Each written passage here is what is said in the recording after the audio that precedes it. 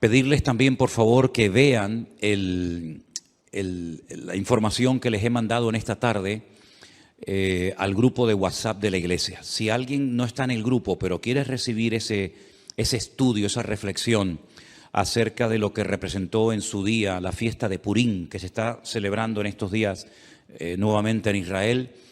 Yo hace años ya di una explicación acerca de esos nombres, ¿verdad?, que aparecen a la derecha en las Biblias en hebreo y unas palabras a la izquierda, y cómo hay unas letras pequeñitas y unas letras grandes en comparación con otras, todo lo que eso representa.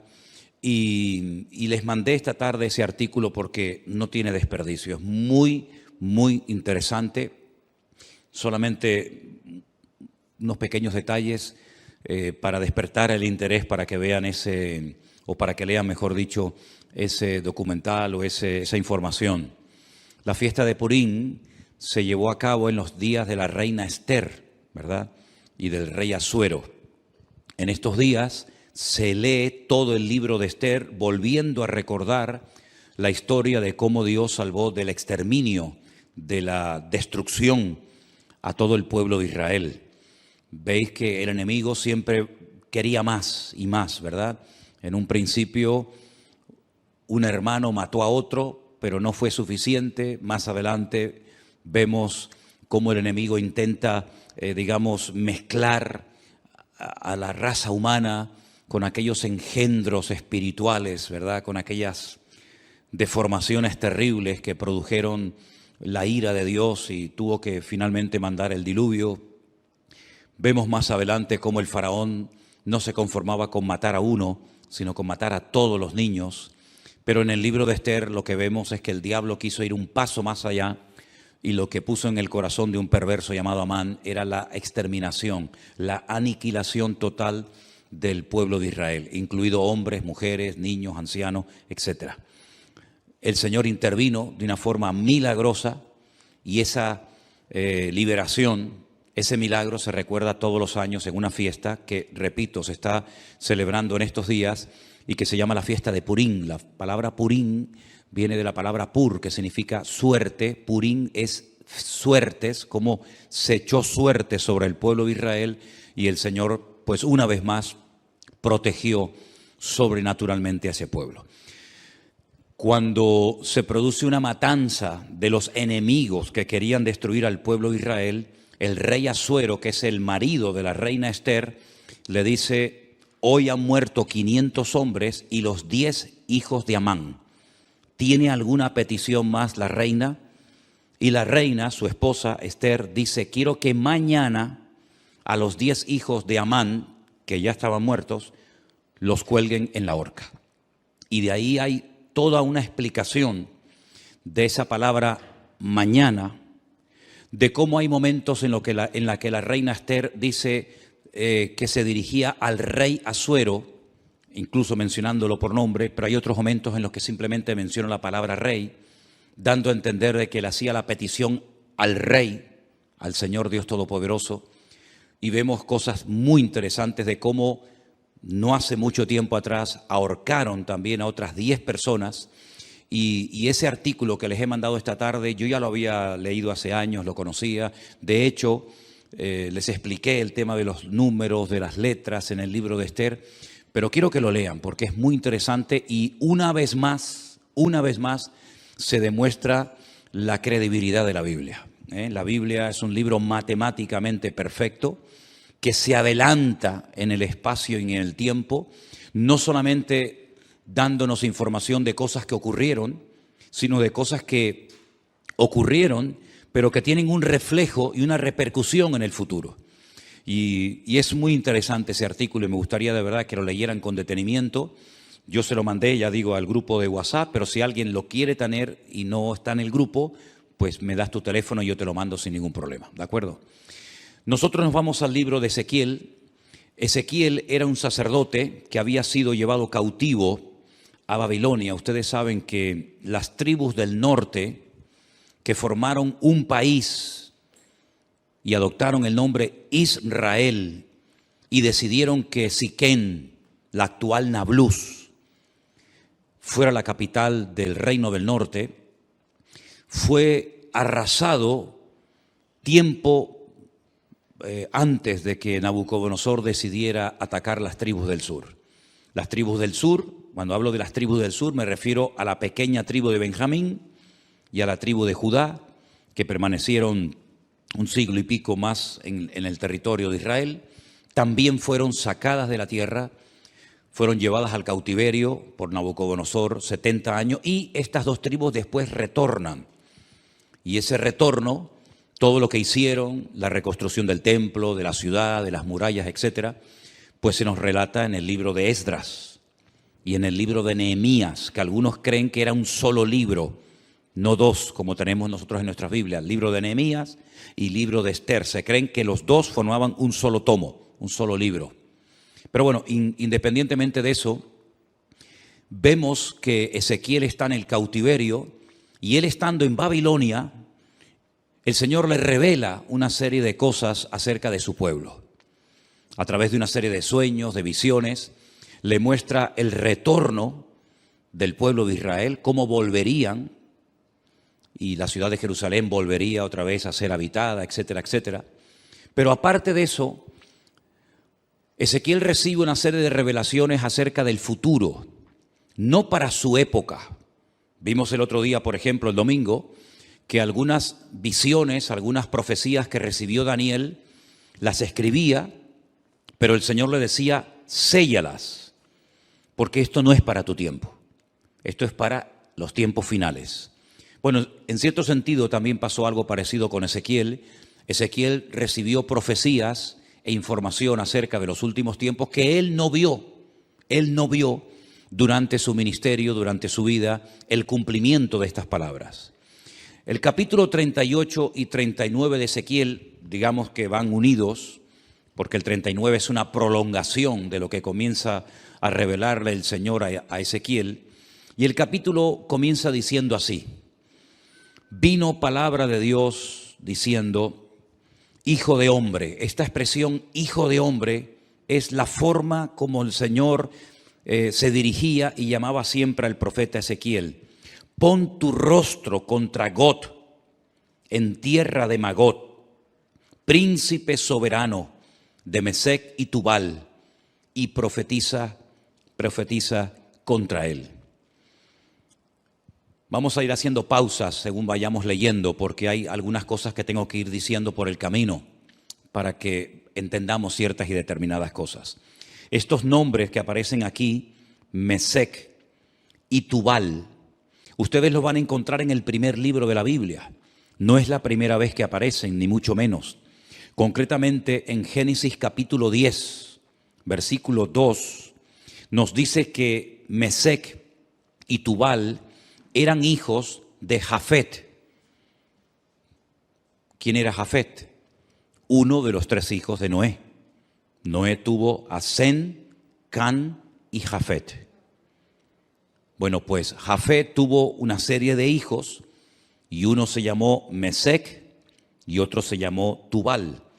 Eran nietos, en este caso serían nietos del patriarca o del personaje de Noé.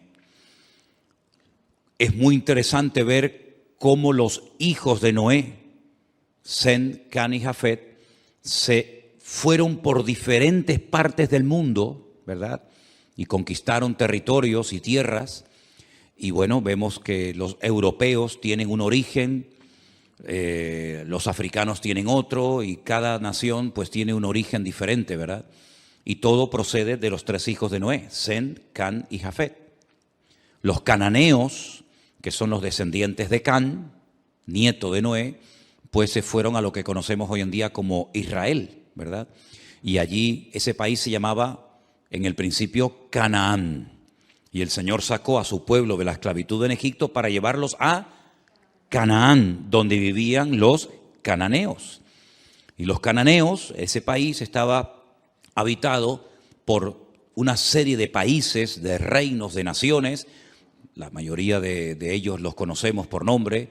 Allí estaban los filisteos, aunque no eran de Canaán. Los filisteos venían de la isla de Creta y decidieron ocupar la costa de lo que hoy en día conocemos como Israel y ocuparon ciudades pues tan emblemáticas y tan conocidas como por ejemplo Gaza, que todavía se sigue llamando igual, Asdod, Askelón, Gat, Ecrón.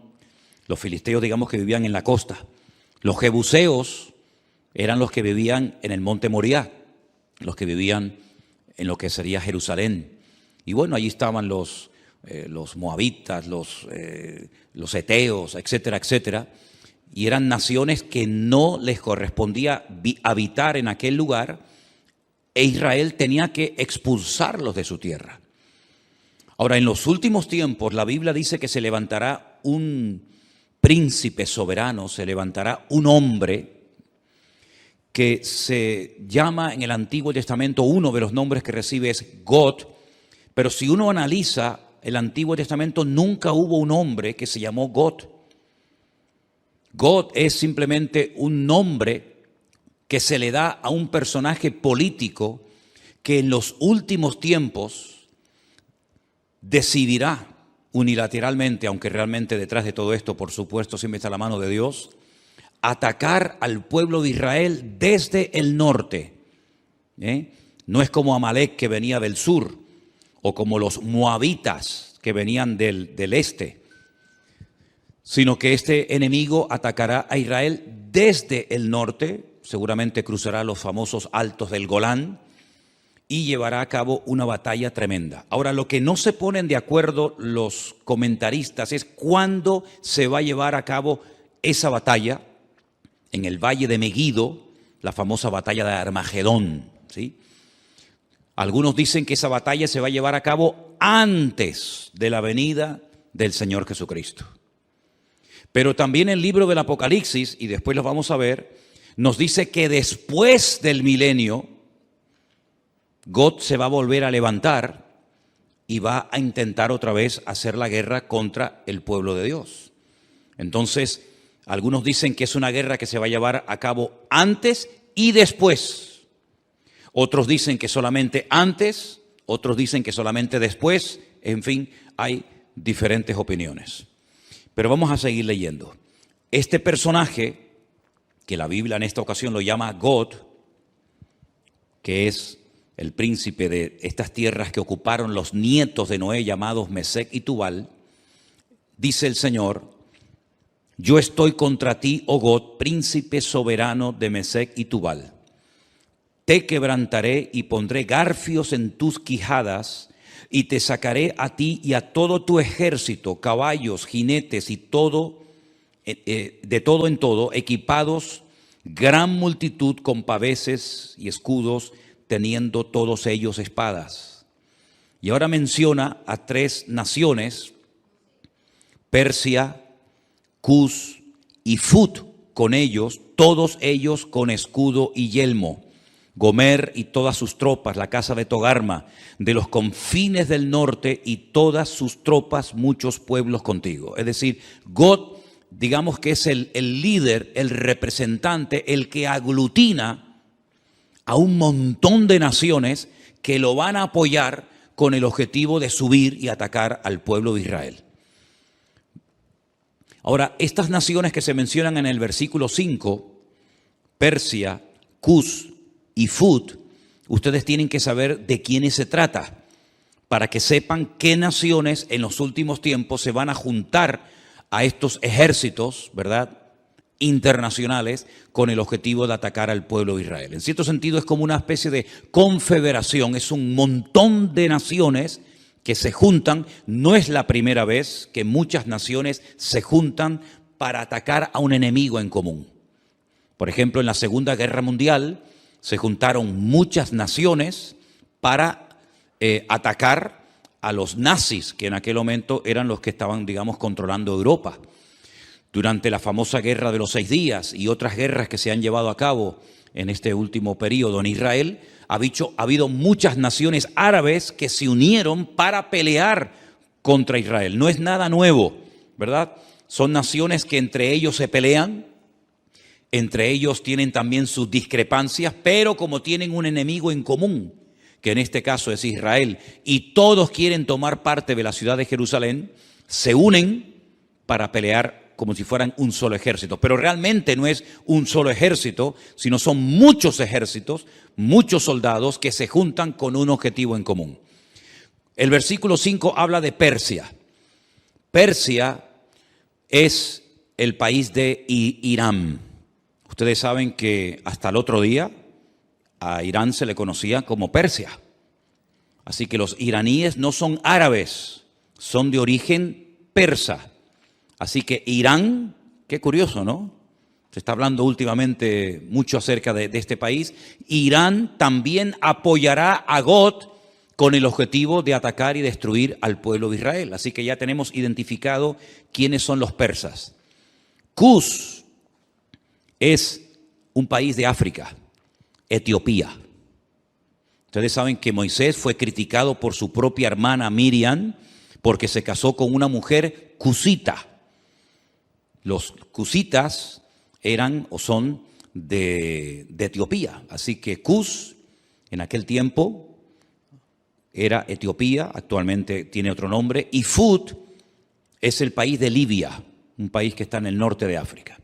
Como pueden comprobar, estamos hablando de naciones del norte de Israel, estamos hablando de naciones africanas, estamos hablando de la nación de Libia, y en los últimos tiempos vamos a ver cómo diferentes naciones, y ya lo estamos comenzando a ver, cada nación ya se está posicionando. Unos apoyan a un bando, otros apoyan a otro bando, y estamos viendo cómo se está reorganizando el mundo.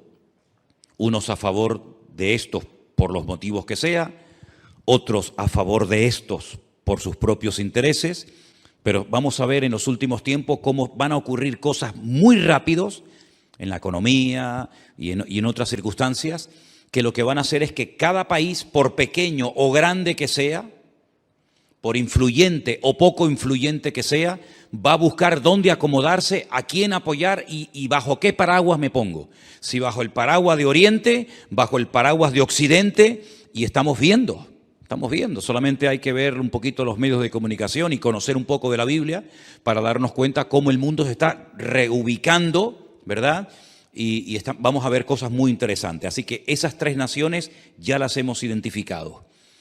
Después, más adelante, pues a lo largo del capítulo vemos cómo esta batalla se va a llevar a cabo en ese valle que hemos estado recientemente visitando, un valle realmente precioso, el valle de Megiddo, un valle inmenso. Se va a llevar a cabo una batalla como jamás en la historia se ha llevado ninguna batalla. El hombre parece que no aprende. Cuando terminó la Primera y la Segunda Guerra Mundial, muchas personas dijeron, bueno, después de estos conflictos ya hemos aprendido que en una guerra nadie gana, sino que todos pierden. Por lo tanto, no tiene ningún sentido que los pueblos, que las naciones se sigan enfrentando la una con la otra, pero vemos que el hombre no aprende. Vemos que de vez en cuando salta por algún sitio, salta por algún otro lugar. Esa batalla va a ser tan terrible, tan terrible. No vamos a leer los dos capítulos porque ya ustedes los han leído, pero el objetivo de todo esto es que Dios va a permitir, Dios va a atraer a todas estas naciones que odian al pueblo, al Estado de Israel, para que Él demuestre su poder y quede definitivamente claro de una vez por todas que Él es el Rey de Reyes y el Señor de los Señores. Y que a su pueblo nada ni nadie lo puede destruir. Todos los imperios, y podríamos hacer una lista enorme, todos los imperios, todos los países, todas las naciones que han intentado con todas sus fuerzas destruir al Estado de Israel prácticamente o han desaparecido o no son prácticamente nada en el tiempo presente. Miren ustedes, por ejemplo, el imperio egipcio, no queda absolutamente nada de él, los babilónicos, los persas, los medos, los griegos, los romanos, diferentes imperios que a lo largo de la historia se propusieron arrasar a este pueblo, porque este pueblo no solamente es un pueblo, no solamente son personas, sino que representa una serie de valores, una serie de principios y sobre todo representa que hay un Dios detrás de esa nación, que hay una Biblia, que hay una palabra de Dios detrás de esa nación, y lo que el enemigo no quiere bajo ningún concepto es que Dios sea reconocido como el soberano de todas las naciones de la tierra. Ahora bien, cuando termine esa batalla tremenda en el Valle de Megiddo, sí me gustaría leer a partir del versículo 4 del capítulo 39, donde dice: sobre los montes de Israel caerás tú y todas tus tropas, y los pueblos que fueron contigo, a aves de rapiña de toda especie y a las fieras del campo te he dado por comida. Es muy interesante, cuando estuvimos recientemente ahora, hace unas semanas en Israel, que la ruta migratoria más importante de aves en Europa pasa por el Valle de Megiddo. El año pasado pasaron 2 billones con B, 2 billones de aves migratorias por el Valle del Jordán, cruzando todo el Valle de Megiddo y viniendo cigüeñas, águilas y un montón de aves a Europa y al norte de África, huyendo del frío en las rutas migratorias.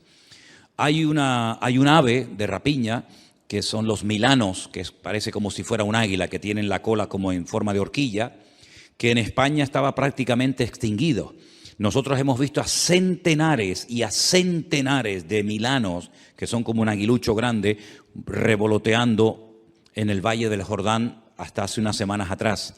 Es muy interesante ver cómo las aves de rapiña, que tienen su ruta migratoria por ese valle, dice que son llamadas para que coman las carnes de reyes, de príncipes, de soldados, de generales, de comandantes que van a intervenir en ese campo de batalla. Es realmente interesante. Sobre la faz del campo caerás, verso 5, porque yo he hablado, dice Jehová el Señor. Enviaré fuego sobre Magog y sobre los que moran con seguridad en las costas, y sabrán que yo soy el eterno Dios. Haré notorio mi santo nombre en medio de mi pueblo Israel, y nunca más dejaré profanar mi santo nombre, y sabrán las naciones que yo soy Jehová, el Santo de Israel. He aquí viene y se cumplirá, dice Jehová el Señor, este es el día del cual yo he hablado. Los moradores de las ciudades de Israel saldrán y encenderán y quemarán armas, escudos, paveses, arcos, saetas, dardos de mano y lanzas, y los quemarán en el fuego 7 años. Armamento que traerán esas naciones servirá de combustible durante 7 años después de que finalice la guerra. No traerán leña del campo ni cortarán de los árboles, sino quemarán las armas al fuego y despojarán a sus despojadores y robarán a los que les robaron, dice Jehová el Señor.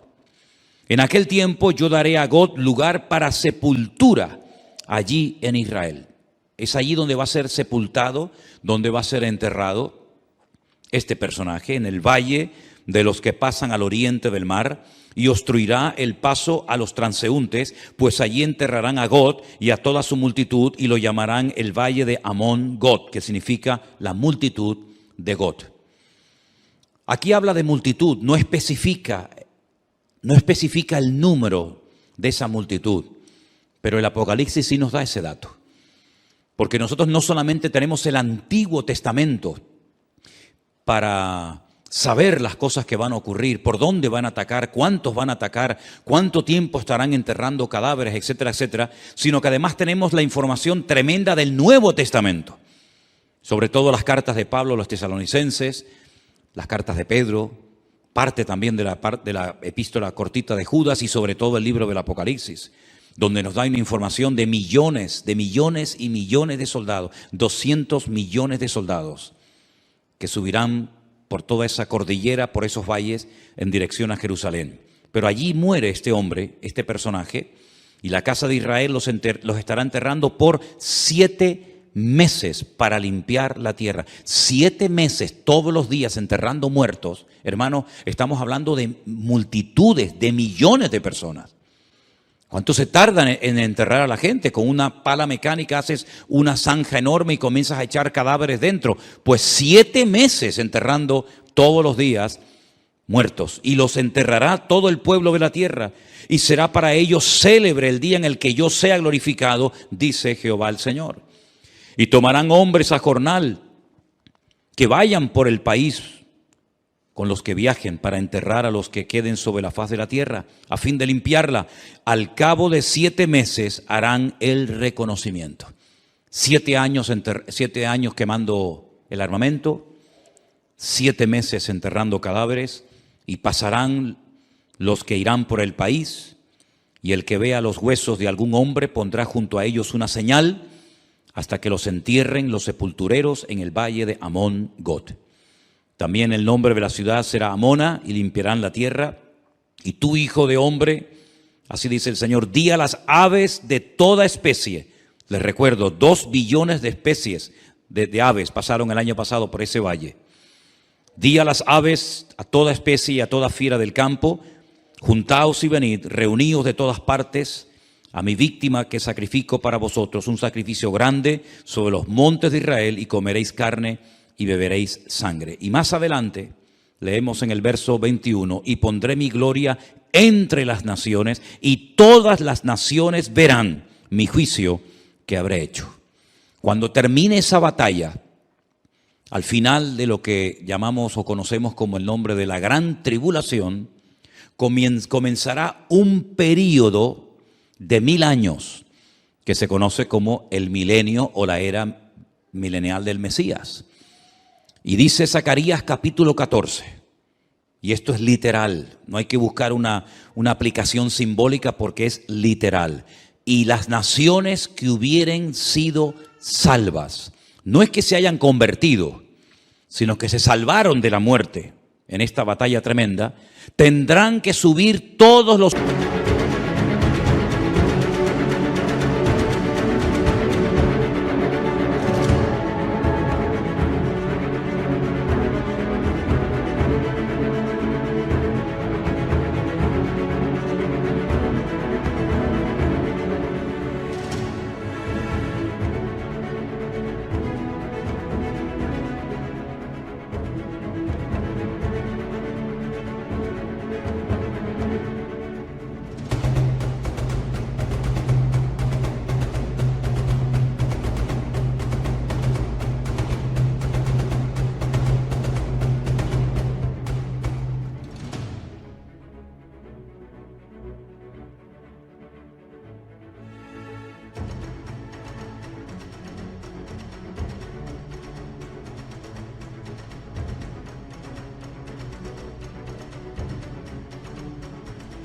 años a Jerusalén a celebrar la fiesta de los tabernáculos.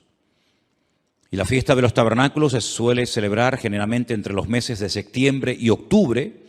Y quiero que leamos literalmente el pasaje de Zacarías capítulo 14 para que vean un dato muy interesante que nos da este profeta acerca de esta batalla y acerca de las naciones que escaparán del juicio en este valle de Megiddo.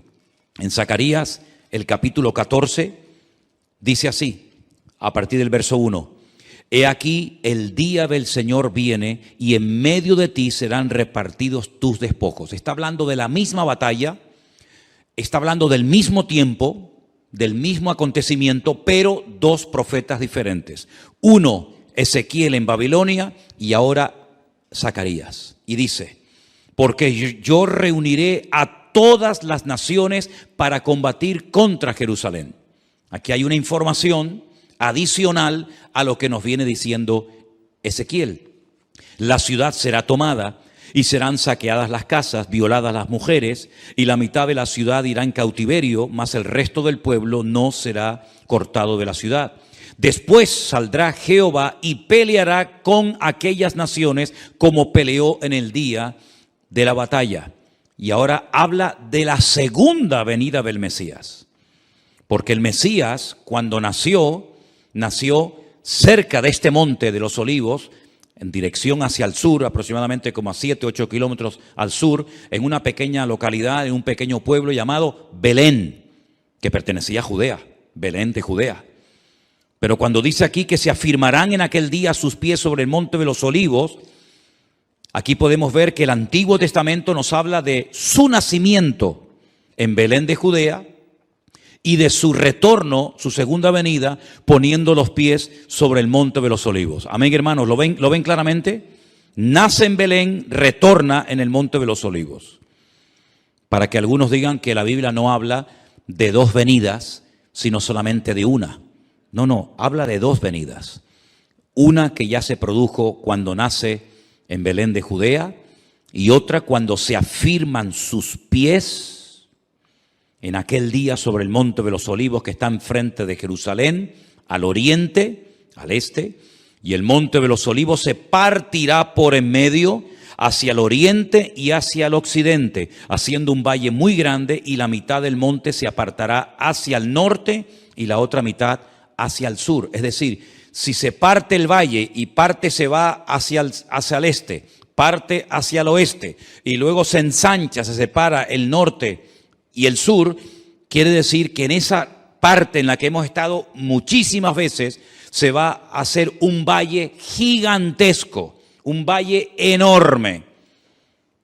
Ahora mismo entre el monte Moriah, donde antiguamente estaba el templo, y donde está el monte de los olivos, hay un barranco, hay como si fuera un barranco que se llama el famoso torrente de Cedrón, pero no tiene ni punto de comparación lo ancho que será ese valle cuando el Señor ponga sus pies sobre el monte de los olivos. La pregunta que a lo mejor algunos se hacen es: ¿qué interpretan los judíos cuando dice aquí y pondrá sus pies sobre el monte de los olivos y el monte de los olivos se partirá? Bueno, ellos dicen que cuando venga el Mesías, que no creen que vengan del cielo, pues ellos dicen y opinan que cuando venga el Mesías, la expresión "y pondrá sus pies sobre el monte de los olivos" significa, es una expresión como decir "y vendrá con autoridad", pero no lo interpretan como algo literal. Entonces, si no interpretan una parte del texto como no literal, tampoco pueden interpretar la otra parte del texto como literal, pero en esta ocasión se equivocan. Dice que huiréis al valle de los montes, porque el valle de los montes llegará hasta Sal. Huiréis de la manera que huisteis por causa del terremoto en los días de Usías, rey de Judá, y vendrá Jehová mi Dios y con él todos los santos. ¿Quién es el que viene? Jehová mi Dios. ¿Y viene acompañado de quién? Con todos sus santos. Esta es la segunda venida del Señor Jesucristo, donde todo ojo le verá, toda rodilla se doblará y toda lengua confesará que Él es el Señor, para gloria de Dios Padre. ¿Se dan cuenta cómo Él viene, pero no viene solo? Ya la iglesia ya ha sido arrebatada, ya fue llevada con Él, y cuando Él retorna en su segunda venida, su iglesia no está en la tierra, sino que su iglesia viene con Él en las nubes. Y acontecerá que en ese día no habrá luz clara ni oscura. Acontecerá que no habrá luz clara ni oscura. Qué cosa tan rara, ¿verdad? Será un día el cual es conocido de Jehová, del Señor, que no será ni de día ni de noche. No nos hacemos ni la más remota idea cómo puede ser, porque en nuestra mente no cabe decir, o es de día o es de noche. Pero dice, no va a ser ni de día ni de noche. ¿Y cómo será ese día? Solamente Él lo conoce. Pero sucederá que al caer la tarde habrá luz. Al caer la tarde, cuando se oculta el sol, es cuando ya se hace la noche. Pero aquí es al revés. Cuando llega la tarde, es cuando hay luz. Qué cosas tan interesantes, qué cambios, ¿no? Qué cambios tan tremendos va a haber. Acontecerá también en aquel día que saldrán de Jerusalén aguas vivas como ríos. ¿Saben que hay un barrio en Jerusalén por el cual hemos caminado muchísimas veces, que es el barrio de las 100 puertas, el barrio de los ultraortodoxos judíos, el barrio de Mea Sharim, las 100 puertas, que han descubierto que por debajo de ese barrio corren ríos de agua tremendos, como aguas subterráneas? Tal vez cuando se produzca ese terremoto tremendo, al poner sus pies sobre el monte de los olivos, esas aguas broten, salgan hacia arriba, y dicen que la mitad de esas aguas irán hacia el mar oriental y la otra mitad hacia el mar occidental, en verano y en invierno. Israel es el único país que tiene 4 mares, 2 internos y 2 externos. Tiene un mar que realmente es un lago, pero lo llaman el lago o el mar de Genesaret al norte. Más hacia el sur está el mar Muerto, que es mucho más grande que el mar de Galilea. Luego, al oeste está el Mare Nostrum, el mar Mediterráneo, que según como se mire, ahí termina o ahí empieza el mar Mediterráneo y llega hasta el Peñón de Gibraltar. Y luego al sur, ¿verdad?, está el Mar Rojo o el Mar de los Juncos, porque tiene un color rojizo por unas hierbas que hay allí. Como hay otro mar que se llama el Mar Negro, por unas algas que hace que parezca que el agua está negra, ¿verdad? Y dice que hay aguas de Jerusalén que llegarán y entrarán en el mar Mediterráneo.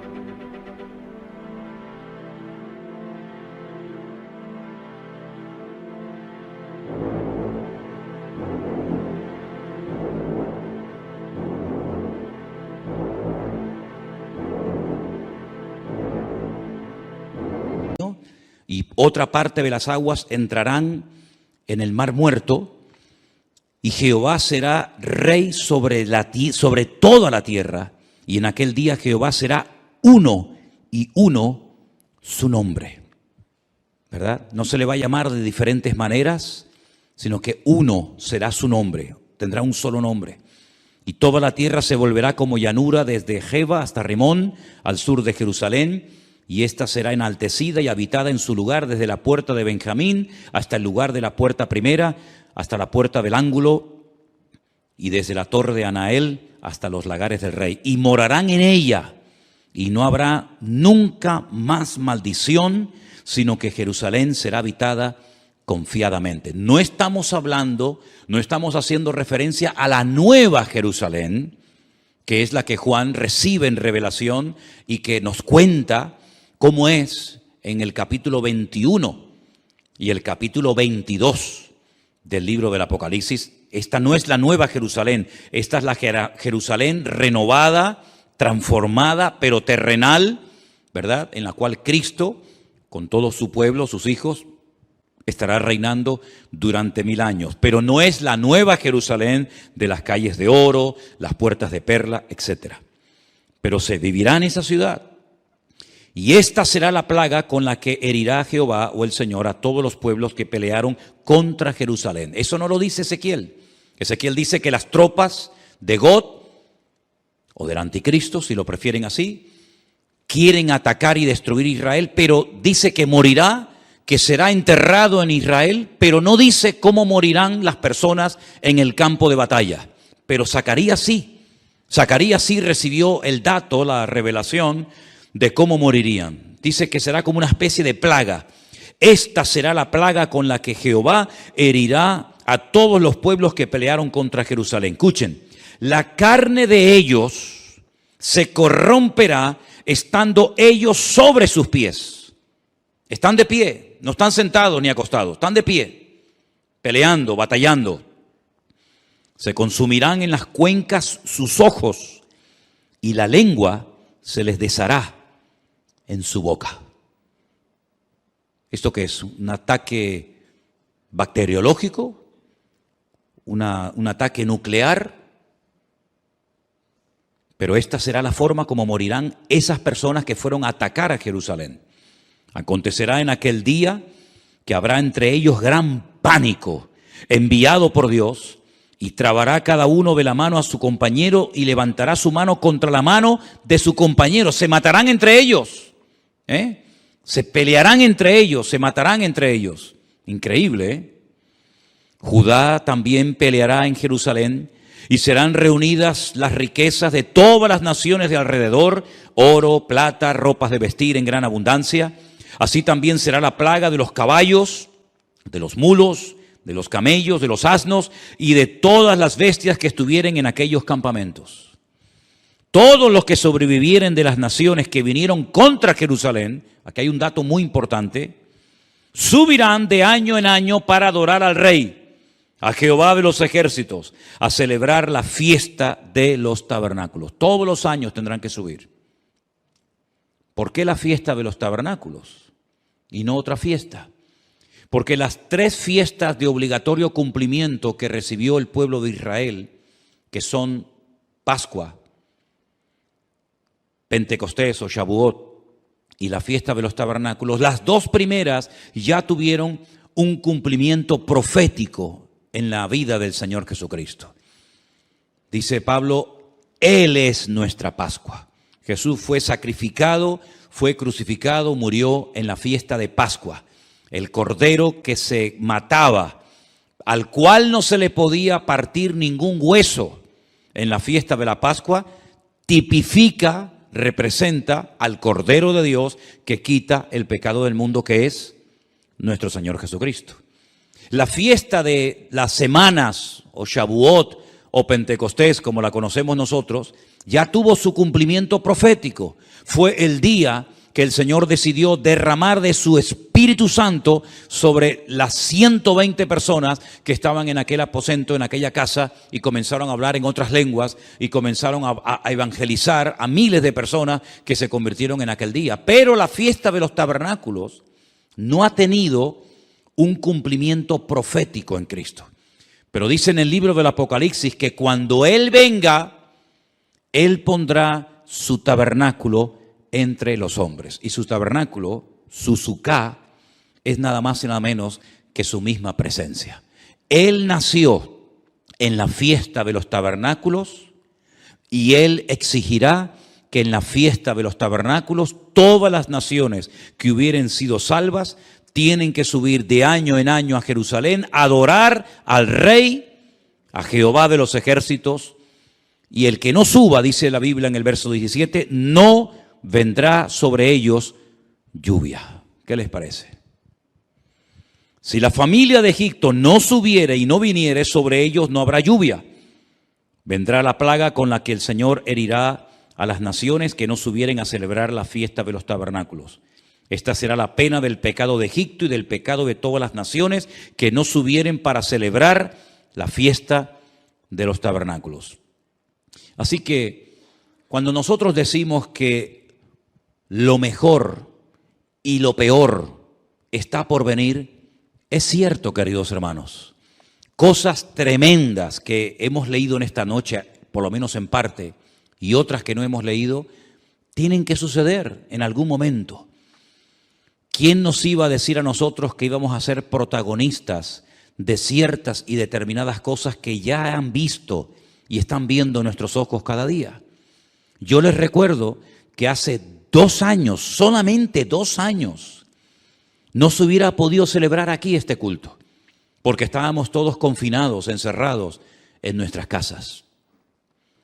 Y esa experiencia, que para algunos era una locura y un disparate, que todas las naciones de la tierra, que todos los cristianos del mundo, que todas las iglesias, igual da de la denominación a la que sean, tendrían que cerrar las puertas durante algunas semanas o meses, ya en nosotros es un hecho que ya sabemos que pasó, porque también lo vivimos en carne propia. ¿Y quién nos iba a decir a nosotros lo que estamos viendo en televisión en estos días? ¿Verdad? Parece como decir, ¿pero qué es lo que ha pasado? Si hasta el otro día todo estaba tranquilo y todo estaba bien y ahora se ha disparado el precio de esto y el precio de lo otro y nadie sabe lo que tiene que hacer y nadie sabe lo que va a pasar dentro de media hora y nadie sabe si se va a quedar aquí o va a decir, bueno, vamos también a ir a por el vecino de enfrente. Nadie sabe absolutamente nada. Hay un temor, ¿verdad? Hay una inseguridad y dice la Biblia que en los últimos tiempos habría angustia en las gentes, habría temor, habría miedo, pero en nosotros los cristianos, los que hemos creído, no pueden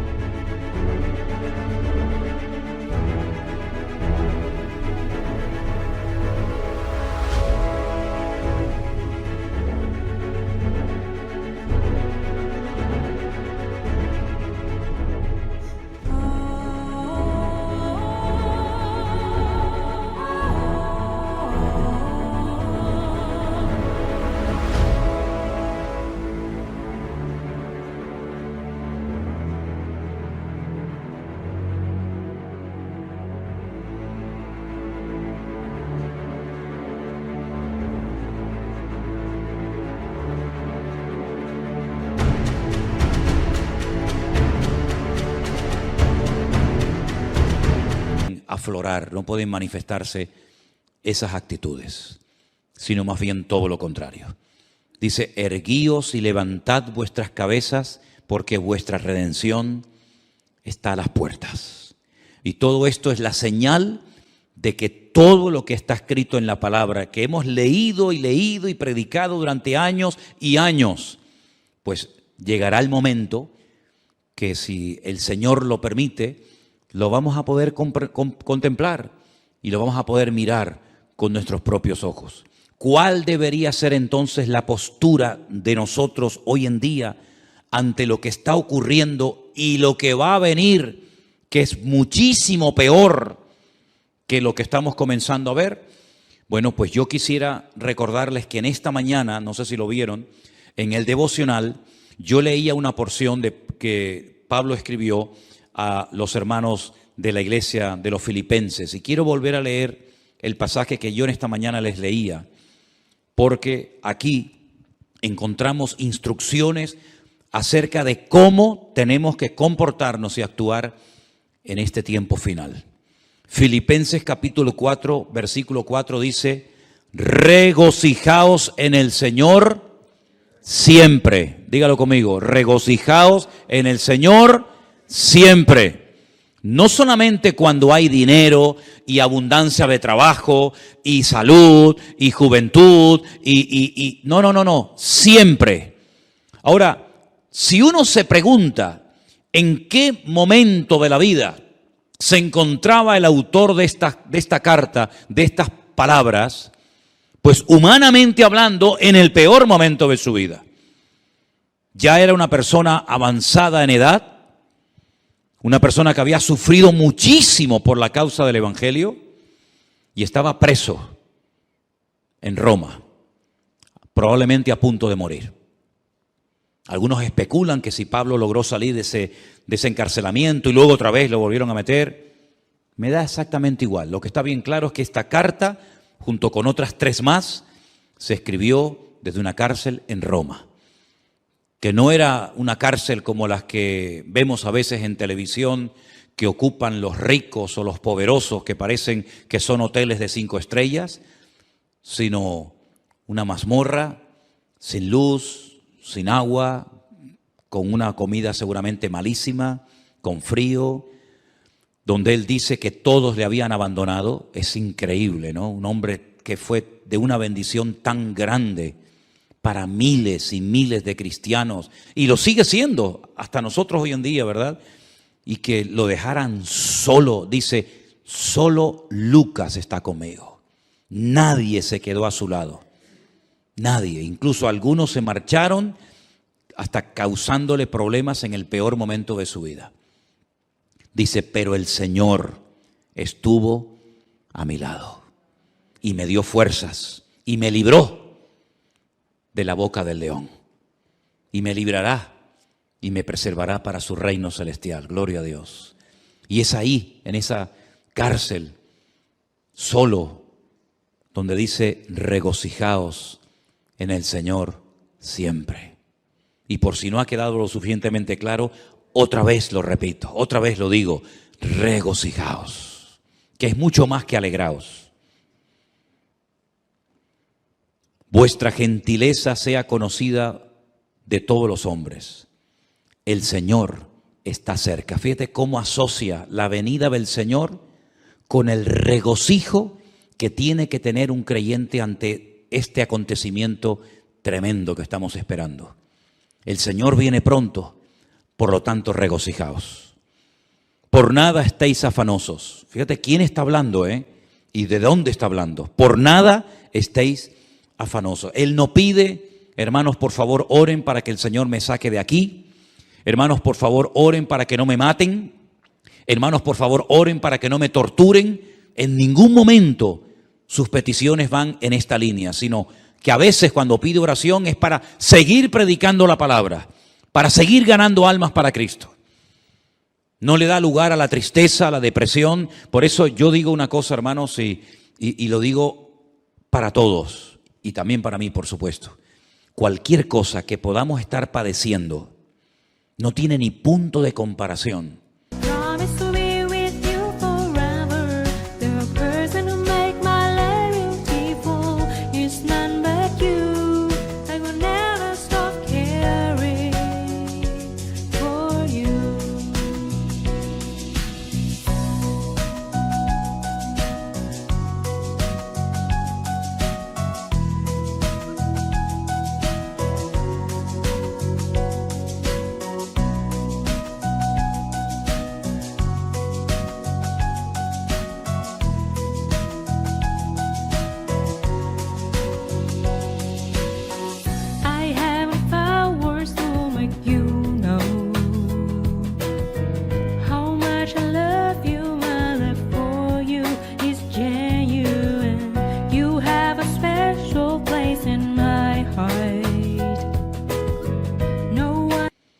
lo que este hombre estaba padeciendo y con lo que otros hermanos en este momento, otros hermanos nuestros en este momento estén padeciendo. A veces nos comportamos como niños, nos enfadamos, perdemos la paz, el equilibrio por cosas insignificantes, ¿verdad? Y nos derrumbamos y nos venimos abajo y parece como que nos han quitado el chupete y nos han quitado el juguete. Y lo que estamos pasando nosotros, ¿qué es lo que estamos pasando nosotros? Dígame. Veía unas imágenes tremendas de una chica joven en este país que está pasando este conflicto, a punto de parir, a punto de dar a luz. Yo decía, Dios mío, una chica joven a punto de parir, que sabe que si sale a la calle probablemente no regrese o no pueda llegar al hospital a tiempo. ¿Qué es lo que estamos pasando nosotros, hermanos? Nada, absolutamente nada. Y aún así, a veces nos quejamos.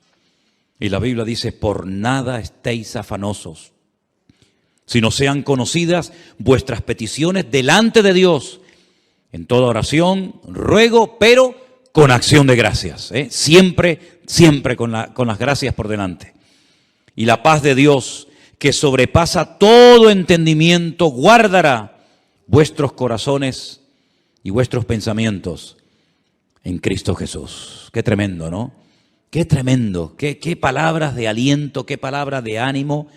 Y después dice, por lo demás, hermanos, si esto no les llega, por si acaso esto se les queda corto y dice, bueno, está bien, pero hay más. Todo lo que es verdadero, todo lo honesto, todo lo justo, todo lo puro, todo lo amable, todo lo que es de buen nombre, si hay virtud alguna, si algo digno de alabanza, en esto pensad. Cualquier pensamiento que no cumpla con estos requisitos, no lo admita, no le dé lugar, ni a palabras, ni a pensamientos, ni a actitudes, ni a conversaciones que no sean honestas, que no sean de buen nombre, que no glorifiquen al Señor, ni un minuto de mi tiempo. Y termina diciendo, y lo que aprendisteis, y recibisteis, y oísteis, y visteis en mí, esto haced, y el Dios de paz estará con vosotros. La paz del creyente en este tiempo tiene que estar por encima de cualquier circunstancia, por encima de cualquier mala noticia, por encima de cualquier prueba. La paz del Señor guardará nuestros corazones y pensamientos en Cristo Jesús, Señor nuestro. ¿Cuántos dicen amén? No permitas que nada ni nadie te robe la paz de tu corazón.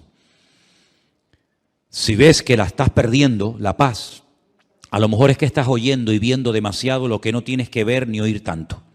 Y te hace falta más Biblia. Porque cuando falta paz es porque falta Biblia en tu corazón.